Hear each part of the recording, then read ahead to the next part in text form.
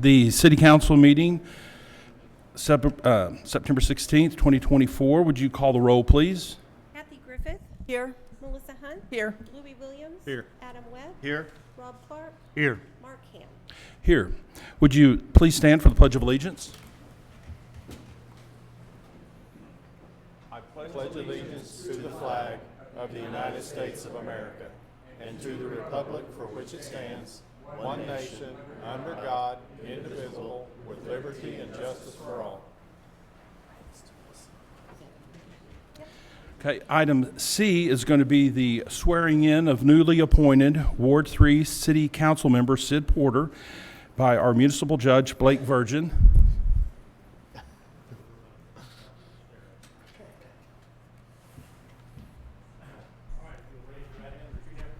I, Sid Porter, do solemnly swear that I will support, obey, and defend, that I will support, obey, and defend the Constitution of the United States, the Constitution of the United States, the Constitution of the State of Oklahoma, the Constitution of the State of Oklahoma, that I will not knowingly receive, directly or indirectly, any money or other valuable thing, for the performance or non-performance of any act or duty pertaining to my office, other than the compensation allowed by law. I further swear I will perform my duties as Moore City Councilman to the best of my ability, so help me God. Congratulations.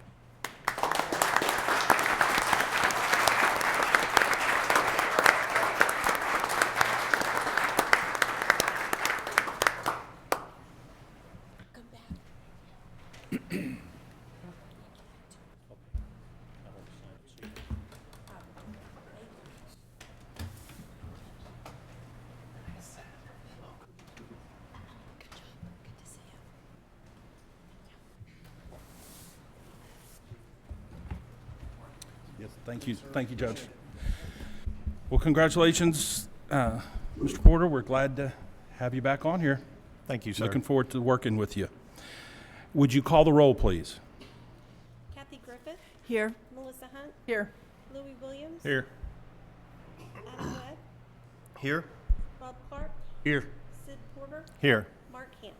Here. Item E is a proclamation that I have to read. Is the Malcolm Hunter, are you here? Is there somebody here to, yeah, if you wouldn't mind, just come on up here and I'll read this and present it to you. And then you're welcome to say a few words if you would like.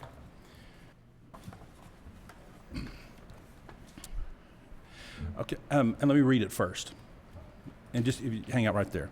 So it's whereas September 17th, 2024 marks the 237th anniversary of the drafting of the Constitution of the United States of America by the Constitutional Convention, and whereas it's fitting and proper to accord official recognition of this magnificent document and its memorable anniversary, and to the patriotic celebrations which will commemorate the occasion, and whereas Public Law 915 guarantees the issuing of proclamation each year by the President of the United States of America, designating September the 17th through the 23rd, 2024 as Constitution Week.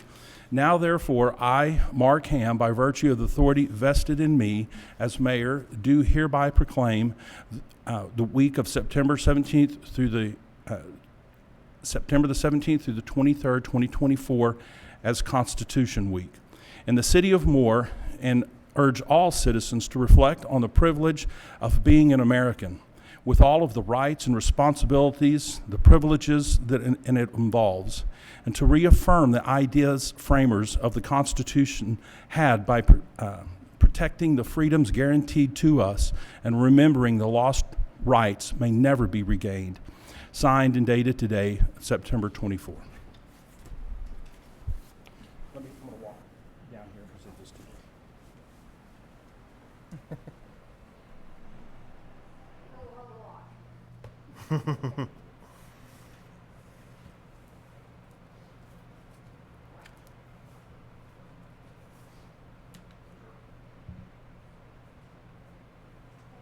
Did you want to say anything? Yes, I did. You've said a lot, most of it. The celebration, well, thank you, Mayor Ham and council members and the audience for being here. The celebration of the Constitution was started by the Daughters of the American Revolution. In 1955, the DAR petitioned Congress to set aside September 17th through the 23rd annually to be dedicated for the observance of Constitution Week. The resolution was later adopted by the U.S. Congress and signed into public law on August 2nd, 1956, by President Dwight D. Eisenhower. The aims of the Constitution Week celebration are to emphasize citizens' responsibilities for protecting and defending the Constitution, to inform people that the Constitution is the basis for America's great heritage and the foundation of our way of life, to encourage the study of the historical events which led to the framing of the Constitution in September 1787. The Moore Malcolm Hunter NSDAR chapter meets the second Wednesday of September through May at 1 o'clock at the First Christian Church, 629 Northwest 12th Street. Thank you for letting me tell you about the Constitution. Thank you so much. Thank you. We will now move to item F. That is, and here we're going to present the presentation of Large Agency Chief of the Year awarded to our chief, Todd Gibson, and condemnation awarded to Sergeant Kent Dunbar by the Oklahoma Association of Chiefs of Police. So at this time, Steve Whitlock, the Executive Director for the Oklahoma Association of Chiefs of Police, will be presenting the honors. Good evening. I also have tonight with me the Village Police Chief, Russ Landon, and Chief Younger, Edmond Police Chief, and also the current President of OACP as well. We'll start with the presentation of a commendation award. Moore Sergeant Ken Dunbar is a senior sergeant on the drone team and is a hard worker and has greatly increased the value of the drone program. He has been instrumental in leading the team to higher levels of training while also receiving advanced equipment and technology needed to improve the program. His efforts were rewarded when the City Council and the City Manager approved the funding that was necessary in order to order 7 new state-of-the-art drones and several other pieces of drone equipment, including flight tracking software.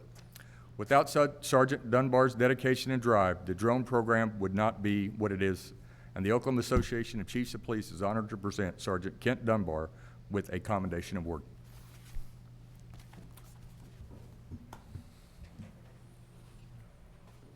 You can take it. Oh, there he is right there. I was getting ready to say. Thank you, sir. Congratulations.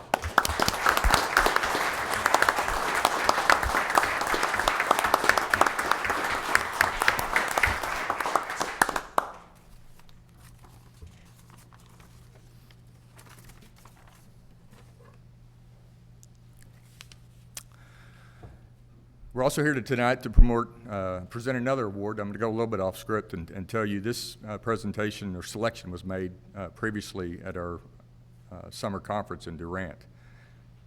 One of the things, though, that I think is important is it's important to recognize people in the profession for what they do, but it's important to recognize those individuals in where they serve.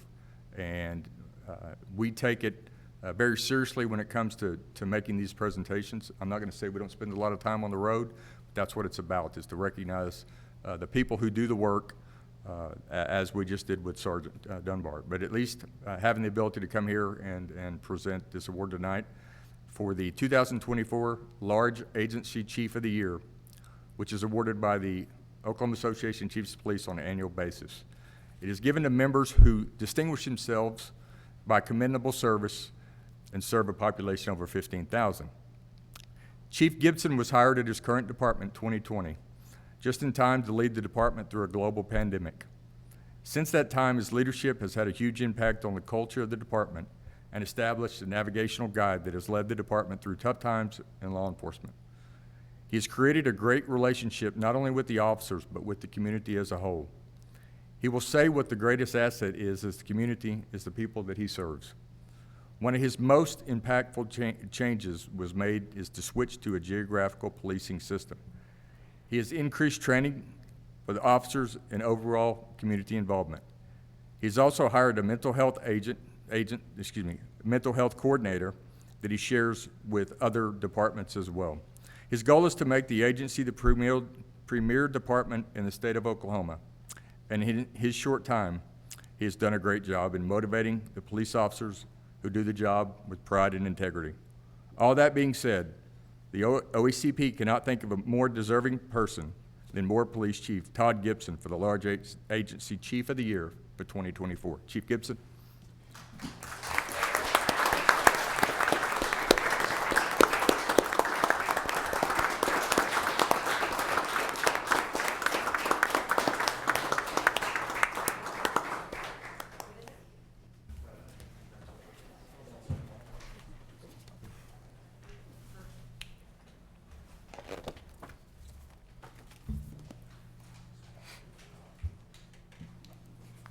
Thank you, Mayor. Yes, sir. Thank you. Congratulations to both of you.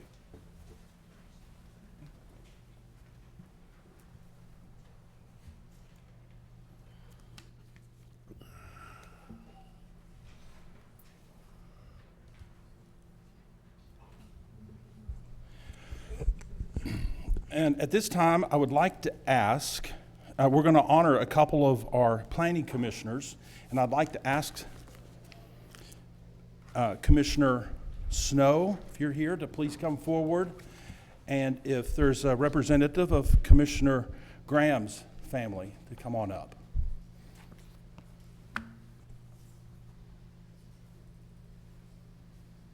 Thank you. Hello. Well, these are a couple of our planning commissioners, and they have, as a city councilman, you make $100 a year, or a month. As a mayor, you make $300 a month, and as a planning commissioner, you make nothing. So they truly are serving our city because they love Moore, Oklahoma, and they want to be a part of the leadership. And they have really difficult jobs.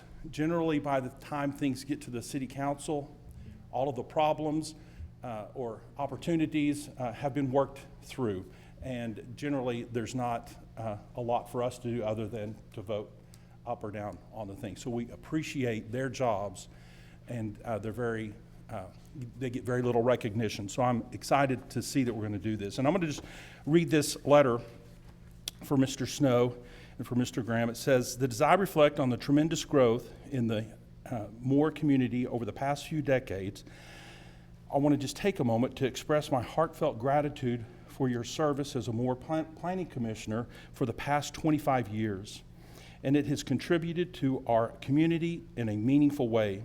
The Moore Planning Commission, the Moore City Council have worked together to shape the plans that promote responsible growth, economic prosperity, and the well-being of Moore residents. This would not have been possible without your steadfast dedication and spirit of volunteerism. Speaking on behalf of the Moore residents, we have all benefited from your hard work and dedication that you have provided throughout these years. Your leadership, guidance, and commitment to our shared goals have been instrumental in shaping the city as it is today, a great place to live, to work, and to play. So we wish you the best in your future endeavors, and thank you very much for your service to our city. Thank you.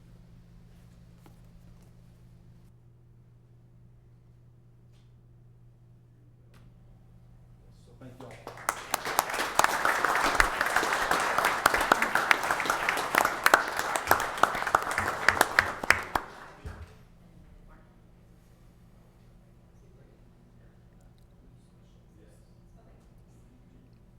Thank you so much. Thank you. And just on a note, Commissioner Graham had been ill for a while, and it's my understanding he has passed away. So yes, he'll be missed greatly, and thank you for being here tonight. Yeah.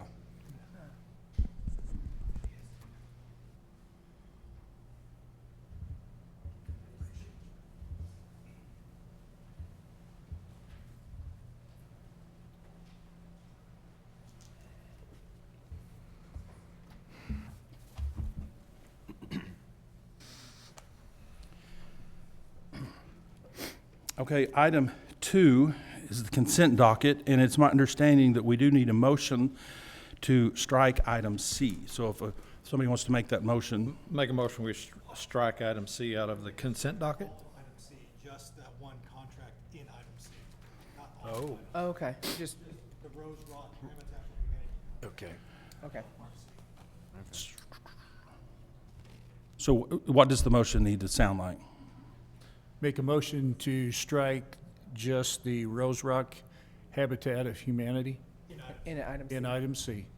I'll second the motion. Okay, we've had a motion and a second. We did call the vote for item C and the motion. Kathy Griffith, Yes. Sid Porter, Yes. Melissa Hunt, Yes. Louis Williams. Yes. Adam Webb. Yes. Rob Clark, Yes. Mark Ham. Yes. Now we need a motion to approve the remainder of the consent docket. Make a motion to approve consent docket items A through F. Second. We've had a motion and a second. You can call the vote. Sid Porter, Yes. Melissa Hunt, Yes. Louis Williams. Yes. Adam Webb. Yes. Rob Clark, Yes. Mark Ham. Yes. Consent docket passes. Item 3 is discuss and consider approval of the More Public Trust, or the More Public Transportation Feasibility Study.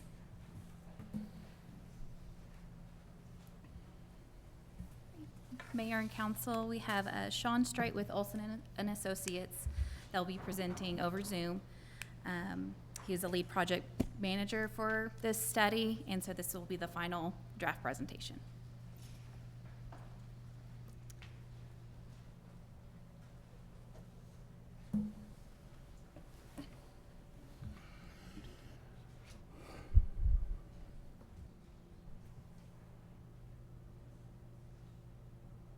No, we can't hear. Well, I don't think we can hear you. Can't hear you, Sean.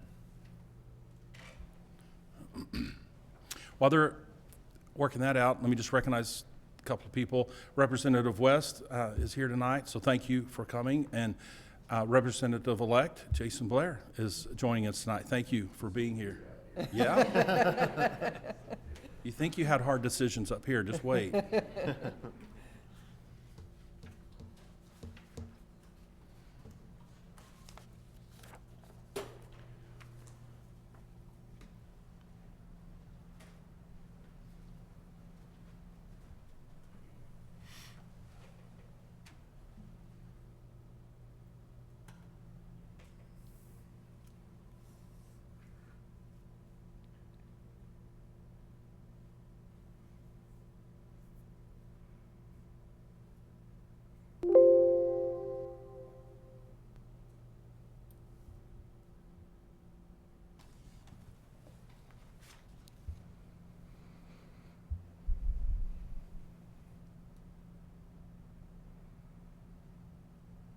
Do we need to move on to the next item while y'all work this out?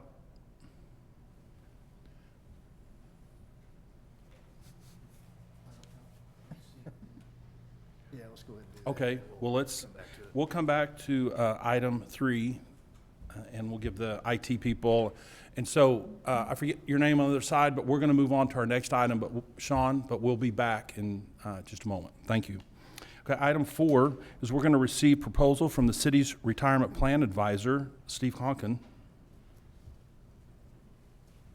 Good evening.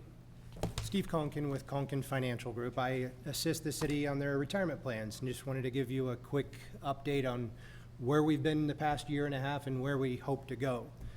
So here last spring of '23, we started looking for vendor replacements for the current vendor on the 401A and 457B plans currently administered by Empower Retirement. So to that effort, we received 5 different bids from Voya, Nationwide, Ascensus, Emeritus, and the Standard. One of those bids we threw out because they could not provide all the services that we were requesting. 2 of them we threw out because they were actually more expensive than the current vendor. That left us with 2 vendors to look at, Voya and Nationwide. We invited both of those to conduct in-person finalist presentations, which I believe we did in January or so. Very similar pricing structures on those 2 bids. And at the end of the day, it was kind of more of a qualitative decision of who felt better, who spoke more about assisting the employees with their retirement goals, who spoke about marketing efforts and educational efforts, and Voya was really focused in on that. So the recommendation is, moving forward, we would like to change the plan's record keeper from Empower to Voya. Ideally, this is going to be a 4 or so month endeavor, so we're looking at next year. We're looking at January or so. In addition to hiring Voya as the record keeper, we would also recommend hiring what's called a third-party administrator, a TPA. A TPA will take some of the workload off of city staff, such as approving loans, approving distributions, things like that, but they will also draft plan documents. So like the legal documents that create the plan, the rule book for the plans. Right now, the record keeper Empower is also the TPA drafting the documents. So there's a bit of a conflict of interest to have the company that's running the assets, running the plan, also creating the rule book, just a bit of a conflict. So I like the idea of separating those two functions, where we're gonna have a record keeper with Voya. Their sole job is going to be the website, custody of the assets, sending out checks, things like that, manning the 800 number, and then we'll have the TPA actually creating the documents that'll run the plan. We will move forward on both of those with the city council's approval. We'll be prepared to bring contracts in October for the next, or couple city council meetings from now, with an implementation date somewhere around January. Mayor and council, we started this process last fall, and as Steve mentioned, we had our in-house interviews in January. And so we, when we felt that Voya was the best choice, we decided to wait and not implement until the start of 2025, because it's confusing when you get documents from two retirement plan advisors. So we felt that it would be best for our employees if we began the implementation in early 2025. And so the item tonight was just an update on the process. Happy to answer any questions that you might have, or after this meeting, and then we plan to come back at the next meeting with the contracts for council approval. Okay, does anybody have any questions? Not from me. All right, thank you very much. Thank you. Appreciate Thank it. you. Item Do we have 5. this fixed? I don't think so. I Yeah, think he's still working on it. okay.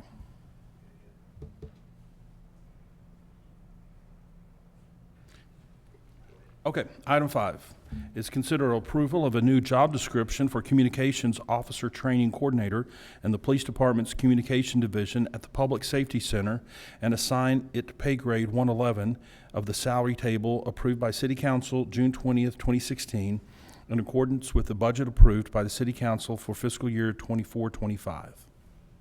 Thank you, Mayor. Mayor and Council. The Police Department requests approval of the submitted draft for a new budgeted full-time job description for Communications Officer Training Coordinator. This position will be responsible for planning, organizing, and coordinating orientation and training for our emergency response dispatch employees, including updating and implementing approved changes to the training manual. They will also perform the regular duties of a City of Moore dispatcher, including emergency and non-emergency calls for service. Staff does recommend approval, and I'll be glad to answer any questions you may have. Make a motion to approve. Second. A motion and a second, and just a little side note, I've had a little bit of a job change. I've been doing a little bit more dispatching versus patrolling, and it's horrible. It's not, it's an incredibly difficult job being a... I don't think you're supposed to say that I don't out think loud. so. It's a very rewarding job, but it presents a lot of challenges, and there's so much that, especially a 911 dispatcher, has to do. So anything we can do to help them with training is a good thing. So we've had a motion and a second. Would you call the vote, please? Melissa Hunt. Yes. Louis Williams. Yes. Adam Webb. Yes. Rob Clark. Yes. Kathy Griffith. Yes. Sid Porter. Yes. Mark Ham. Yes. Item carries. Item 6 is consider approval of budgeted replacement of cracked concrete walking trail panels and installation of ADA-compliant bench locations at Veterans Memorial Park by Silver Star Construction under the Public Works Maintenance Contract in the amount of $28,887.68.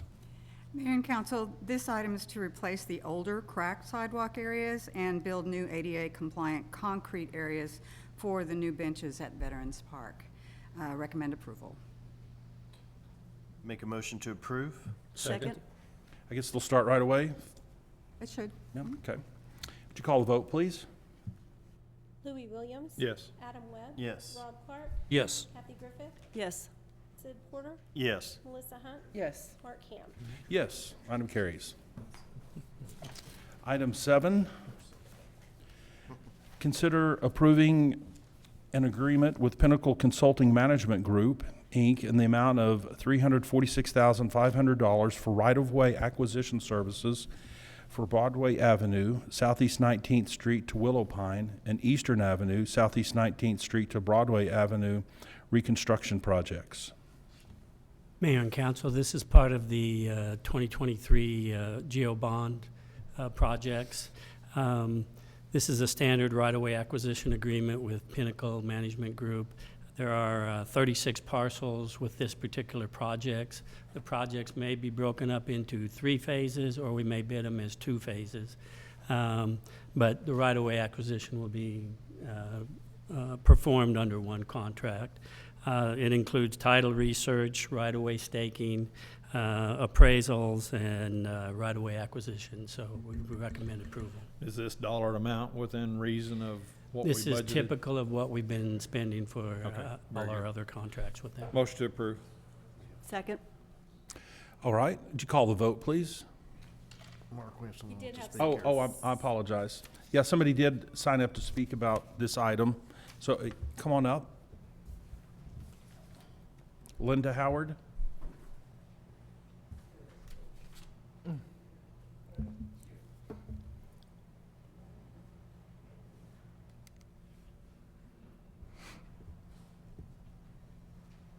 And once you get up here, if you just give us your name again and your address.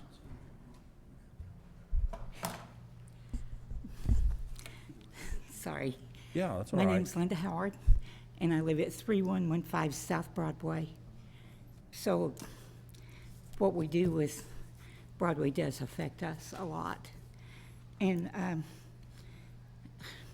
Mr. Eiler's been really good at working with me and answering the questions that he can. But there's a few things that I have not been able to get answers to. Number one, is the engineering completed? Or is it still at 90%? Currently, the engineering is still at 90%. Okay. So, one thing I haven't been able to get an answer to is, or a definitive answer to, and I've asked several people, is how far a house has to be off of a major street, because we're not talking a residential street here. And I haven't had a definitive, it's always, it depends. I've talked to the Planning Commission and a couple of other people, and so I don't ever get a definitive answer as on a major street, how far a house has to be off of the curb. And I would like to know that, and I don't know who to go to ask that, so I thought you guys could point me in the right direction. If Elizabeth was here, I would imagine she could answer that. It's typically 50 feet from the center of the roadway From the to center. right-of-way on a major thoroughfare. I don't know that for sure on this Right. one, but that's typical. So each major street, it can be different on? Is it circumstantial, Brooks, or is it? It can be. Yeah. This particular project, the current right-of-way, typically you have your statutory easement, which is 33 feet, and then if it's developed, then usually the developer donates the 17 feet to get you your total 50 feet that Councilman spoke about. This particular piece of property is in an older edition, and we only have the 33 feet. But one of the questions that she's asked of me in the past was, how far is it from her house to the roadway? The best I can determine at this point, because we haven't done any staking of the easements or anything at this point, but it looks like to be about 27, 28 feet from the back of curb to her house. And then if you want, and then you would add the 25 feet for, we're looking at a 4-lane facility.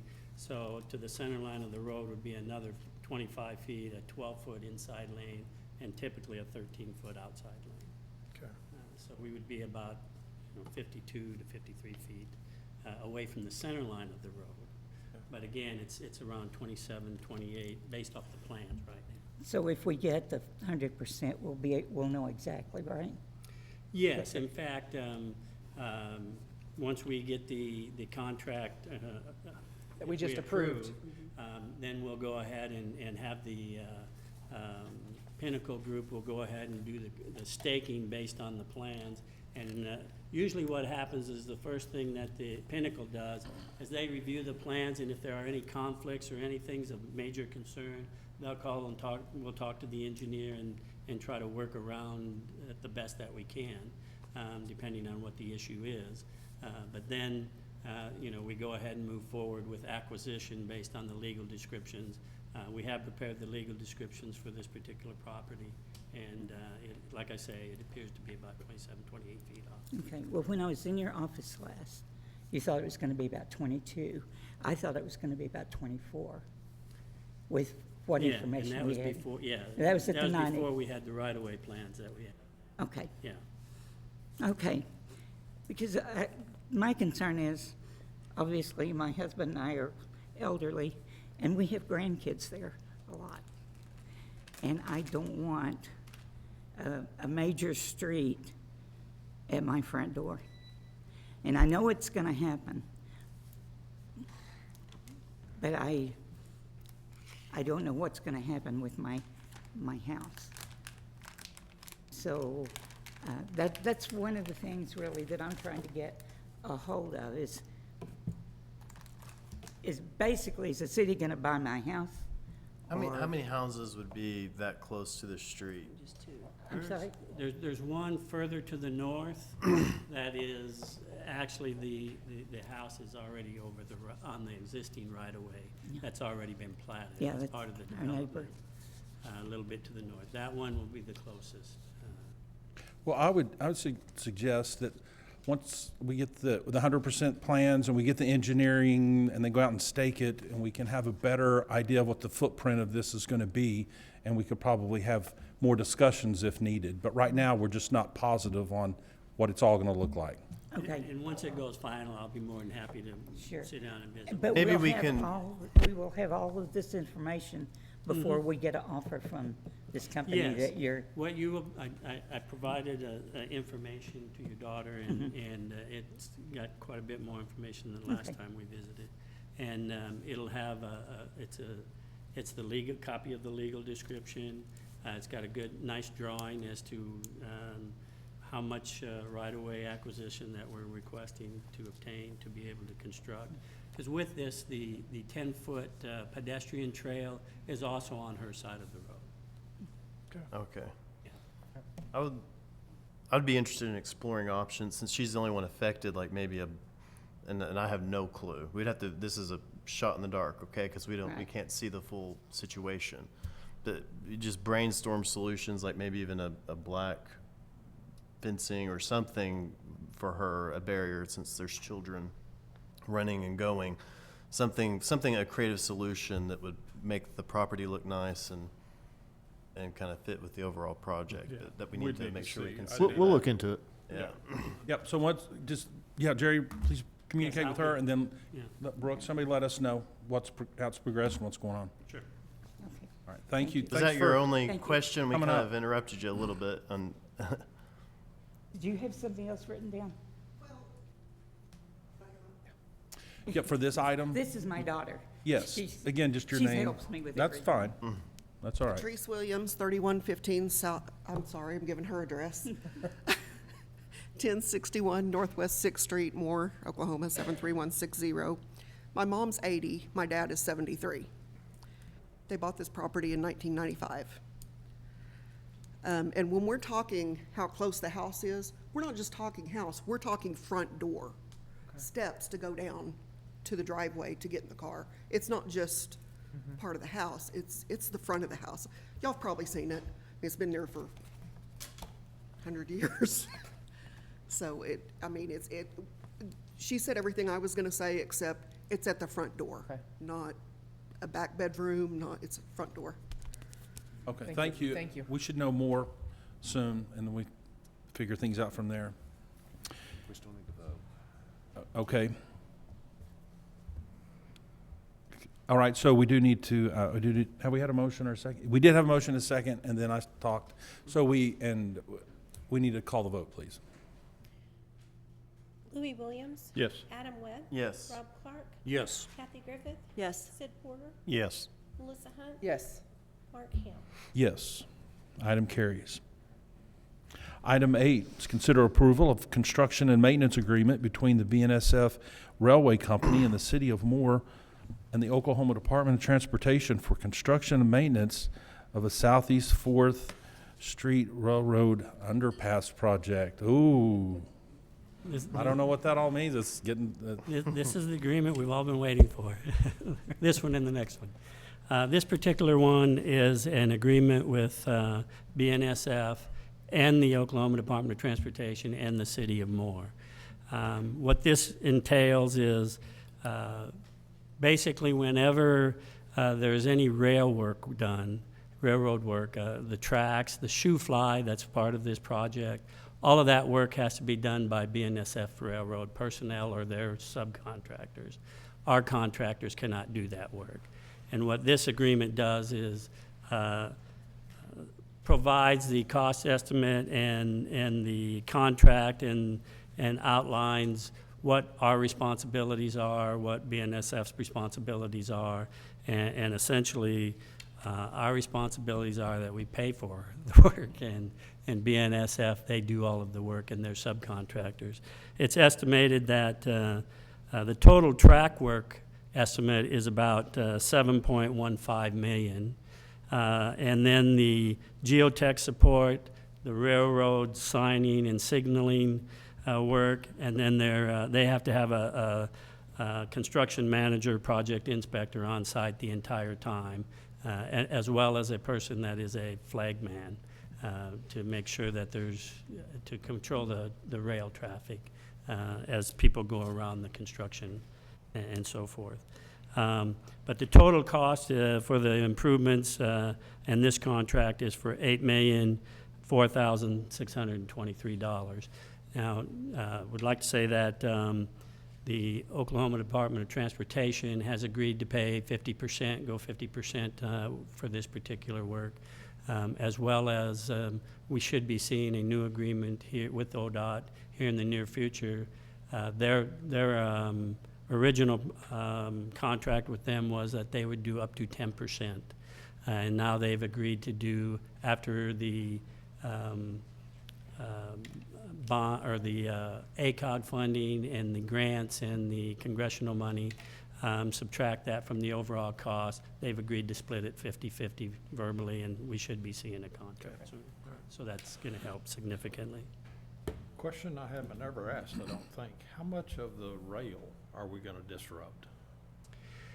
Well, the shoe fly, because of the change in the speed from the 55 to 88 miles an hour that I talked about at a previous meeting, it's gonna begin further south than the original, and it's, by the time it ties back in, it's right at the intersection of Main, whereas before it had stopped. So it's several hundred feet longer that we're doing. So basically from south side of 4th Street to Main Street. Okay, all right, very good, thank you. Make a motion to approve. Second. would you call the vote? Adam Webb. Yes. Rob Clark. Yes. Kathy Griffith. Yes. Sid Porter. Yes. Melissa Hunt. Yes. Louis Williams. Yes. Mark Ham. Yes. Item carries.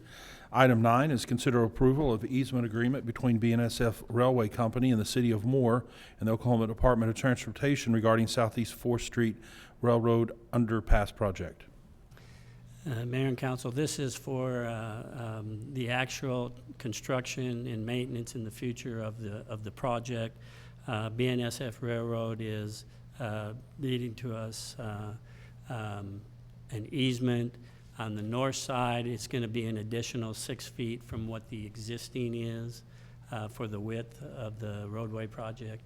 And on the south side, it'll be an additional 10 feet wide for the entire width of the railroad right-of-way. On the south side, their current right-of-way is 300 feet in length, so it's 300 by 10 feet on the south, and it's only 200 on the north side, so 200 by 6 feet on the north.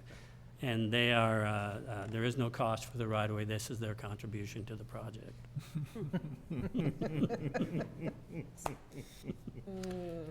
Okay, need a motion? Make a motion to Would approve. recommend approval. Second. Call the vote, please. Rob Clark, Yes. Kathy Griffith, Yes. Sid Porter, Yes. Melissa Hunt, Yes. Louis Williams. Yes. Adam Webb. Yes. Mark Ham. Yes. Item 10 is consider approval of budget supplements for FY 2024-2025 for multiple funds, including Moore Public Works Authority to carry over prior year open purchase orders. Mayor and council, you have a budget amendment. This budget amendment is an annual amendment that we normally do, is to carry over the prior year purchase orders. They're primarily for our construction projects or multi-year purchases like fire trucks and things like that, as well as some of our day-to-day operations that were ordered in June or prior that weren't completed until July and August. This budget amendment carries those funds over into FY '25, so we can. So are we done with 23, 24 now? Yes, this is the end of it. Okay. Make a motion, we approve? Second. Will you call the vote, please? Kathy Griffith, Yes. Sid Porter, Yes. Melissa Hunt, Yes. Louis Williams. Yes. Adam Webb. Yes. Rob Clark. Yes. Mark Ham. Yes, item carries. Now we're going to jump back to item 3. I believe they're ready, and I'll just read it to refresh everybody's memory. Discuss and consider approval of Moore Public Transportation feasibility study. All right, Mayor and Council, we are going to improvise. We're going to try it through speakerphone up to the microphone to Okay. see if it works. So Sean, are you there? He's talking, but we're not getting him. Sorry, my phone was on mute. Can you hear me now? Yep. Can y'all hear him? All right, fantastic. Hold it right up to the microphone for us.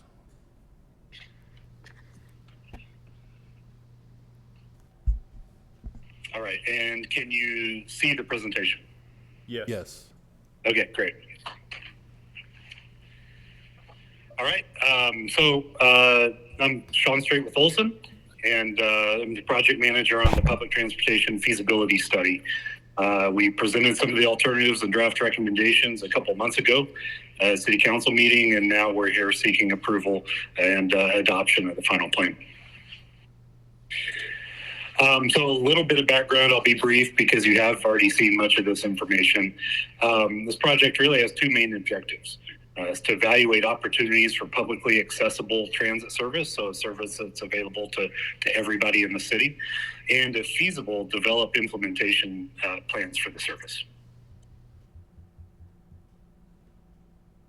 A little more on kind of the plan process summary, several main aspects of the project, a process that we conducted along the way.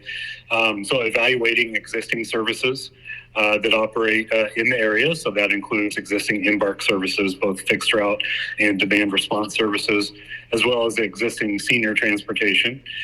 We held a series of public meetings at key milestones throughout the project. We conducted a resident survey, a statistically valid survey, and really the input based on all of these efforts helped us develop potential alternatives for transit that we evaluated in the study. Some of those alternatives really led us to shortlist three primary options. So citywide on demand or micro transit service, a on-demand service that covers a smaller area of the city based on areas where we see the highest potential for ridership and demand, and a flex route service model. So a flex route is a bit of a hybrid option between a fixed route bus and an on-demand service with a route and schedule, but some flexibility built into it. So some of the plan recommendations really is the key recommendations here today. So really looking at 3 phases of implementation. So looking at a, kind of a near term, medium term, long term type of implementation. And really the first phase has 2 main components. The first is expanded demand response service provided by the Senior Center. Potentially including a partnership with Embark's mobility management programs. And secondly, a citywide microtransit pilot service. And so this is really the primary focus of the feasibility study, given that our charge was to look at an option that's available to everybody. So this recommendation is to implement a turnkey service with a private vendor. So that means you'd hire a private vendor. That vendor would be responsible for all aspects of operating the service. The vehicles, the drivers, maintenance, etc. And the city would provide oversight of that vendor, making sure the service is operating as planned and is benefiting the city. So there's a somewhat similar service operating in Norman now. They began this program a couple years ago, and I believe just renewed it. Not exactly the same, but a lot of similar features, and we've learned from them as part of developing some of these recommendations. And a similar arrangement that you would have with a vendor, a private provider operating the service. I won't focus too much on these, but do want to mention there are a phase 2 and phase 3 recommendations to the plan. So looking a bit longer term at some things that we think would be options longer term as we see more need and more ridership potential in the city. So first, the phase 2 medium term, it's really using the data and analysis from the phase 1 implementation and making adjustments to the service accordingly. So with the pilot program, you're going to learn a lot about where people are going to and from, what their needs are, and you can vary that service and build a new service and improve service around some of that data that's being collected. And then longer term, phase 3, we think there's a potential for a flex route type of operation. So again, this is a bit of a hybrid between a fixed bus route and a flexible service that provides a schedule with stops, but with some flexibility for riders to go off route as well. Diving into a few details of the phase 1 implementation. So here are some cost estimates. And so these, we did discuss these a couple of months ago in the council meeting at that time, but showing these again here. So this is just showing the phase 1 costs. So this is showing estimated costs and estimated revenue sources for the first 5 years of operation of that phase 1 service. And really a couple of key things to point out. There's a state transit revolving fund that we've talked to ODOT about, and this is a fund that can help with startup costs of a new service. It can also help with ongoing costs, but really that kind of influx of year 1 costs is something that the state program can really help with. Now, there are, a variety of federal and state sources that can provide funding assistance for the program, but note that there will be some local funding involved for the continued operation of the service as well. And then sort of a draft timeline. Now, this can vary quite a bit. Can go a bit slower, can go a bit faster, really depending mostly on the funding process. But really looking at plan adoption now, you could potentially have a service operating in mid-2026 or so. Again, potentially faster, but just us taking an idea of what the implementation timeline could look like based on how some other similarly situated cities have started similar services in the past. And then finally, action items. So with the plan being complete, seeking City Council adoption of the study. And then there'll need to be some more detailed funding discussions, particularly with ACOG and with Embark. Once you're ready to move forward, the federal and state sources of money, funding flow through those entities, and there'll need to be some discussion and negotiation for those federal and state programs as they are allocated to the region as a whole. There'll need to be a bit more of a deep dive into that senior center cost and budgeting. Again, that wasn't really the primary purpose of our study, but we did include the needs of that program in those phase one cost estimates as well. Also, I'd advocate for a continued engagement of the stakeholder group that was part of the study. So people that are that serve social service clients and really understand the needs of the city, continue engaging them as part of the implementation process as well. They want to be involved, and they could be a very valuable resource for the city. Finally, you'd be submitting grant applications for funding both at the federal and state level, and then developing an RFP to select a qualified vendor to provide that turnkey service, as we talked about. So that's all I have. It's been a pleasure to work with you on this project, and open up to any questions you might have. Council, any questions? No? Okay, do we need a motion to accept the study? Yeah, motion, yeah. The question is just to the city. Are we ready? That was going to be kind of a discussion question before. We are seeking approval of the study, but staff kind of would like some guidance on. I think the next phase for us would be a research phase to research grant opportunities, how much grant money is actually out there. Like Sean stated, there are some regional grants that we can apply for, but they have to be spread regionally. So what does our pot really look like for more? And also we can research microtransit providers to kind of get like a real, I wouldn't say a real cost estimate, but maybe a more defined cost instead of like an overall cost estimate. Right.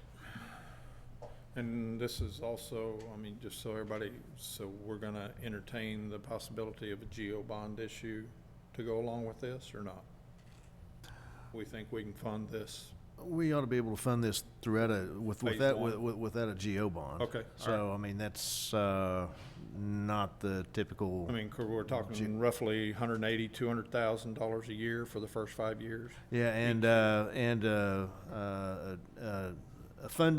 potential funding source has presented itself that I look forward to having further discussions with council with that would perhaps take care of that. Okay. Cool. Cool. Okay, so we're just going to accept the study, and then we'll have more discussion internally. Implementation and all that. Yeah. Thank you, Sean. Yeah, thanks, Sean. Thanks, sir. Sorry for the technical issues. I'll make a motion. Make a motion we approve. Second.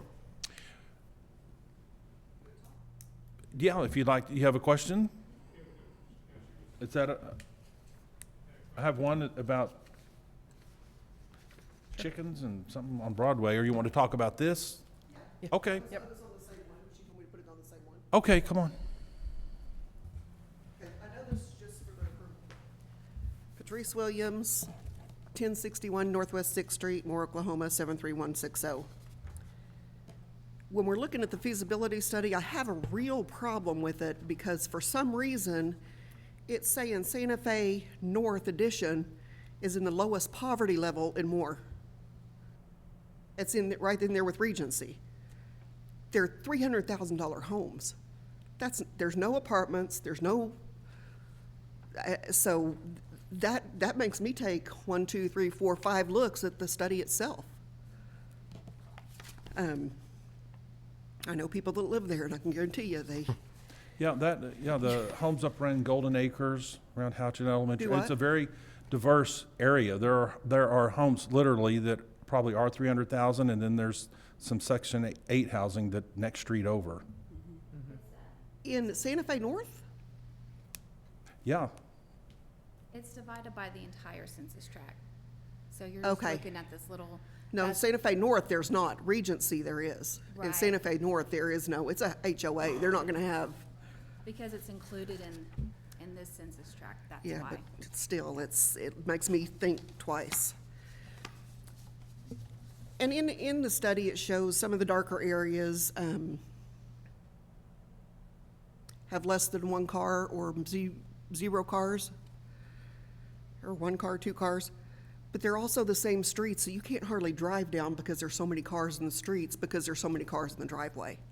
So that makes me look again, they've got cars, but yet They're saying they don't have cars?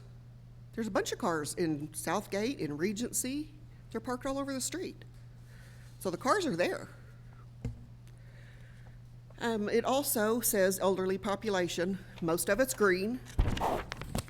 More than half of it's green, which means the elderly population in Moore is going to be more apt to be paying for this than anybody else if the property taxes go up, which is one of the things they've listed.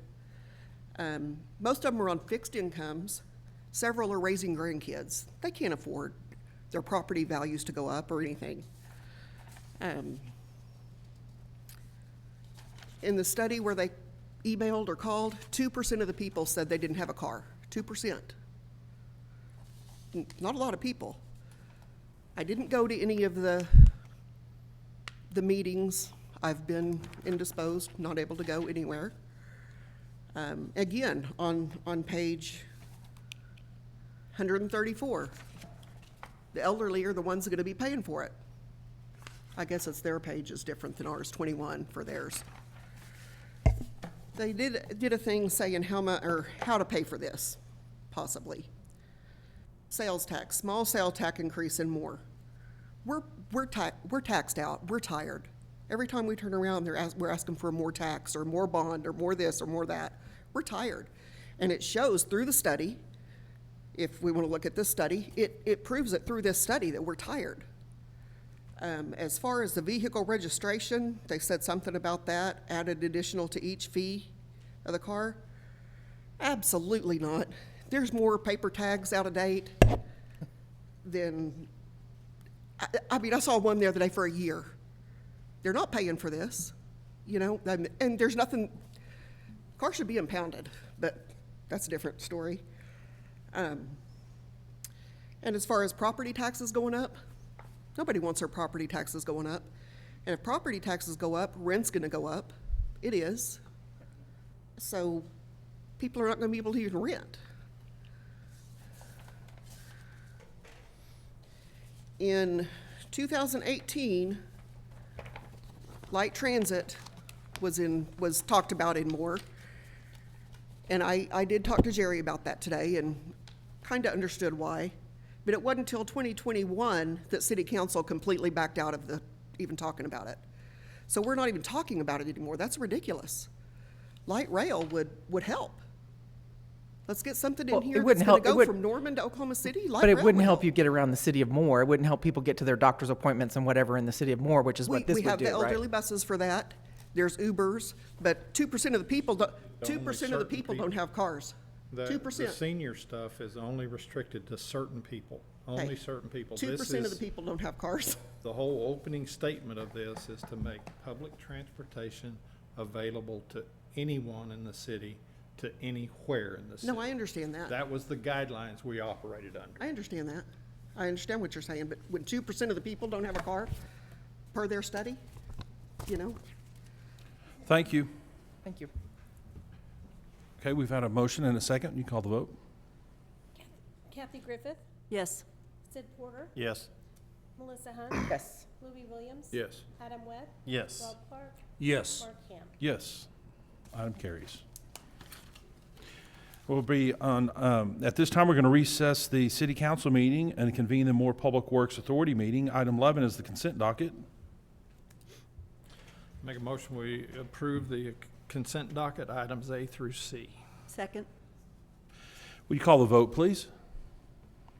Sid Porter, Yes. Melissa Hunt, Yes. Louis Williams. Yes. Adam Webb. Yes. Rob Clark, Yes. Kathy Griffith, Yes. Mark Ham. Yes.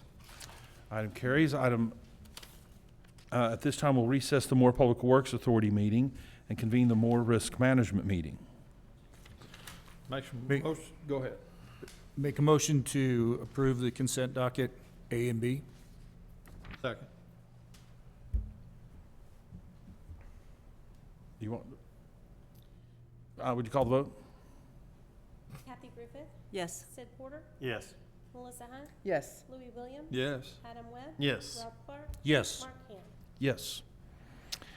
At this time, we'll recess the Moore Risk Management meeting and convene the Moore Economic Development Authority meeting. You call for the roll? Sid Porter, Here. Melissa Hunt. Here. Mark Ham. Yes, here. Louis Williams. Here. Adam Webb. Here. Rob Clark. Here. Kathy Griffith. Here. Item 14 is the consent docket. Make a motion we approve the consent docket, item A. Second? We have a motion and a second. Will you call for the vote? Sid Porter. Yes. Melissa Hunt. Yes. Mark Ham. Yes. Louis Williams. Yes. Adam Webb. Yes. Rob Clark. Yes. Kathy Griffith. Yes. At this time, we'll recess the Moore Economic Authority meeting and reconvene city council meeting. Item 15, we do have one citizen signed up, Barry Williams, to talk about chickens.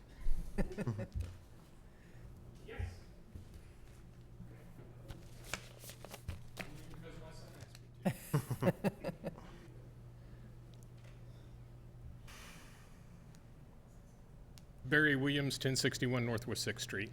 My son wants to know what the deal is with the chickens. Are we tabling it, or are we going forward with it? What's the deal?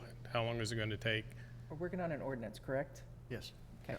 What did you say? We're working on an ordinance, and so once that's complete, then it'll come to city council and it'll be placed for a Do we have a vote. timeline on that, or is it going to be no. like next month, next year, 2 years from now? What? Not 2 years. Not 2 years. That's good, because I get tired of listening Eliminate to that. it. Within the next couple of months, we'll have the ordinance ready Thank for you. council. That will make him happy. I appreciate it very much. Thank Thank you. you. Do you want to, yeah, come on up? Ken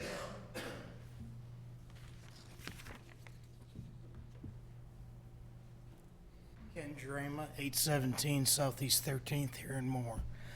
Along with the deal on the chickens, I don't know, from the last time I was here when it was brought up at a meeting, it was about chickens. Is this going to consider all fowl under this? I've got a neighbor that's got ducks now. And we hear quack, quack, quack, quack. It's chicken. We've just spoken about chickens. Chicken specific, yeah. Okay, it's just food for thought. You can already call animal control. on that. About ducks.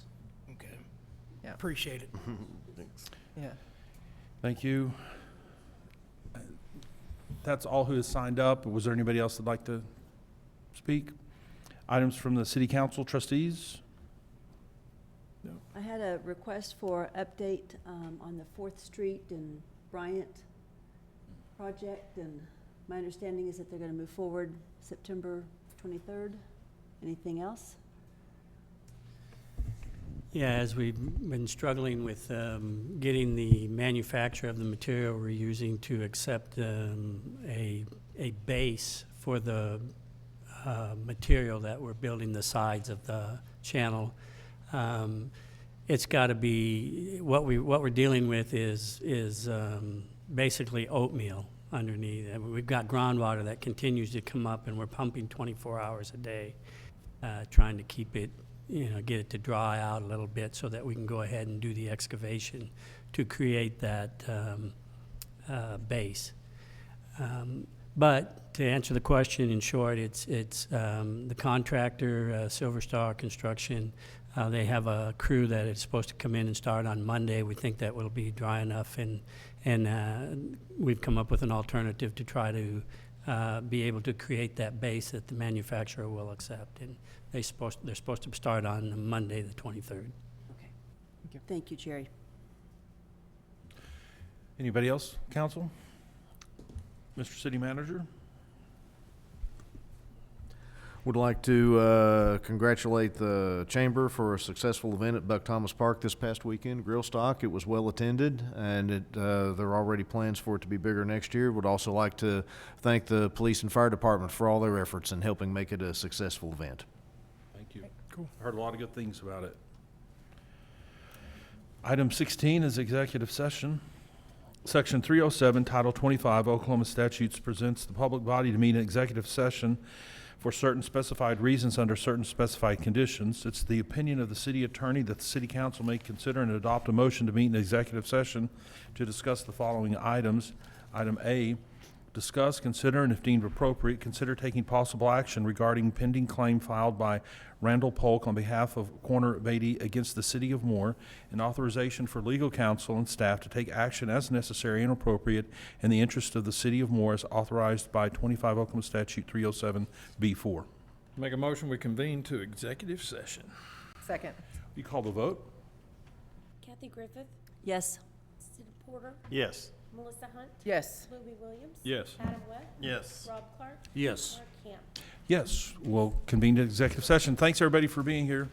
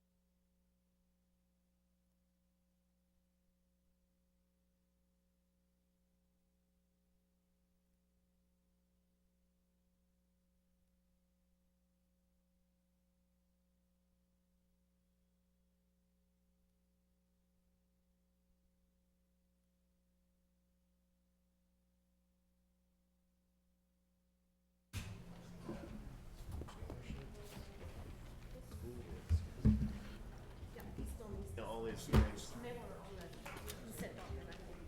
just like, golly. But that's what he may bring up. Yeah. Especially if we have support. Right. Well, hopefully hopefully we can block that. Okay, we will reconvene from executive session. Just let the record show that everybody that was present is still present. And item D is action. I make a motion to proceed as directed. Second.